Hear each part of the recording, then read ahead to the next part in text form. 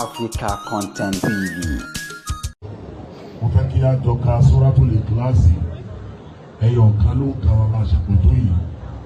Alhaj Taiwo Hassan Ogbogbo. Allahu Akbar.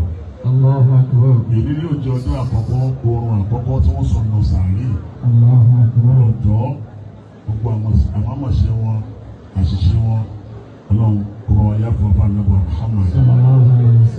Ọlọ́run jọ abẹ nínú àánú rẹ̀ wọ́n fi gbogbo rárí lálùkì àmọ́ Ọlọ́run. Má jẹ́ kí sáré ìgbóná mú gbogbo. Gbogbo ìbéèrè táwọn mọ̀lẹ́kà wà béèrè Ọlọ́run máa ṣe rọrùn fún wọn. Ọlá àti tóbi Ọlọ́run. Ọlá agbára Ọlọ́run. Kò sí nǹkan tá a fẹ́ lọ́dọ̀ Ọlọ́run tó gbogbo ní ìdí báyìí ìkẹyọ̀ kan náà ló ní ìdí. Òun náà ni àánú Ọlọ́run. Ọlọ́run bá wa yọ́nú sí gbogbo.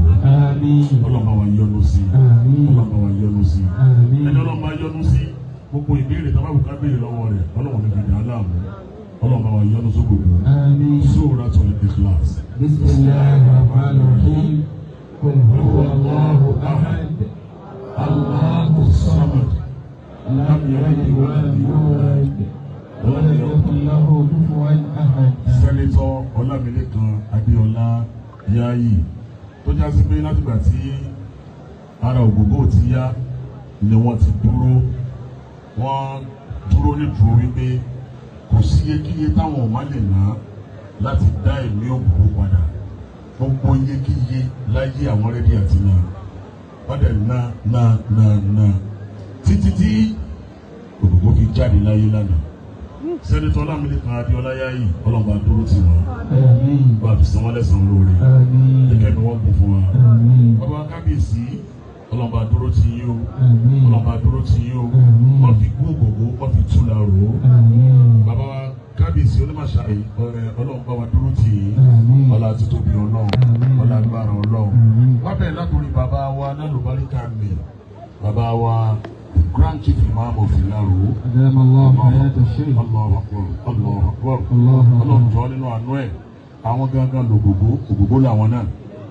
Àwọn gangan l'Ògbógbó, Ògbógbó làwọn náà.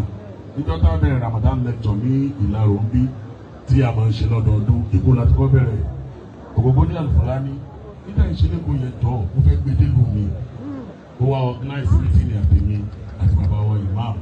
Lọ́dún tá a ti wá bẹ̀rẹ̀ rẹ̀ títí tá a fi ṣe léyìí tá a ṣe láti yìí. Bẹ́ẹ̀ ni bàbá àdúró Olúwa jọ nínú àánú ẹ̀. Bàbá Imam ọlọ́jẹ́ mi ní kò fún wa. Má fi kó Ògbógbó tu yín láṣìírí.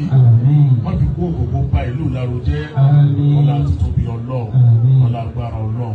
Bàbá wa ṣe Tajudeen Adéwùmí ọlọ́jẹ́ mi ní kò fún wa.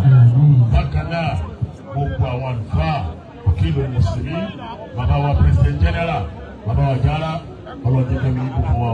Káàdì gbogbo àwọn àlùfáà. Bàbá ìmọ̀ọ́mọ̀ wọn ni bàbá wa mọ́kànmí. Bàbá wa káàtìbì. Káàdì gbogbo àwọn àlùfáà àtàwọn àmì Ọlọ́run jọ nínú àánú ẹ̀ àwọn àgbẹ̀tì Ọlọ́run wọlé àdúrà ẹnìkan kan wà fún sàpótìtì fún gbogbo. Akramakumullah gbogbo àwọn tó wá jẹ́ fans all over the world. Amẹ́ríkà ní Canada ní London ní tó já sí pé níjọ́ tó gbogbo ti sí kìíní kálukú ti ń ṣàdúrà wọ́n rẹ́dí pé iyekíye táwọn bá fẹ́ ná àwọn rẹ́dí àti ná.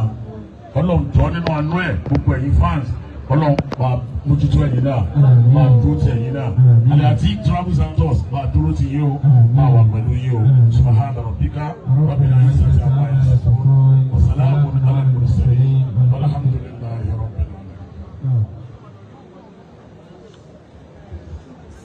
أعوذ بالله من الشيطان الرجيم. بسم الله الرحمن الرحيم.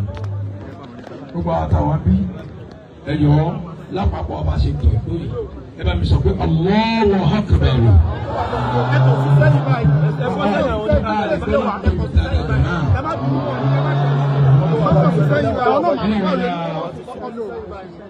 ẹgbẹ́ tí èlùbọ́ ń ṣe